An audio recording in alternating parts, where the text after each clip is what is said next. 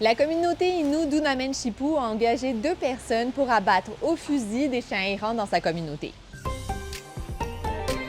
Le directeur général défend cette mesure pour des raisons de sécurité.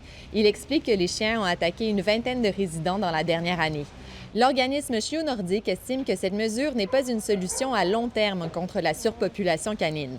L'organisme effectue régulièrement des opérations de stérilisation pour contrôler la population de chiens dans les communautés autochtones.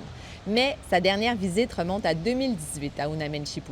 Selon la SPCA de Montréal, l'initiative est légale tant que la méthode employée ne génère pas de souffrance pour l'animal. On reste à Unamenchipu où le presbytère du père Jovenot a été démoli. C'est là que le missionnaire habitait et c'est là aussi qu'il aurait perpétré des sévices de nature sexuelle auprès de nombreux enfants et adolescents. Les agressions se seraient passées sur 30 ans entre les années 50 et 80. L'ex-chef Brian Mark a assisté à la destruction du presbytère.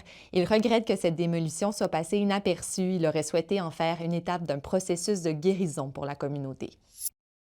Elle, c'est Sarah F. Maloney, une artiste de Port-Cartier qui a remporté le prix d'excellence de Culture Côte-Nord pour son exposition Déplacer les montagnes. Sa pratique s'inspire du lien entre les communautés humaines et le développement industriel. Elle explore cette relation à travers des médiums comme l'étampe ou la sculpture sur aluminium.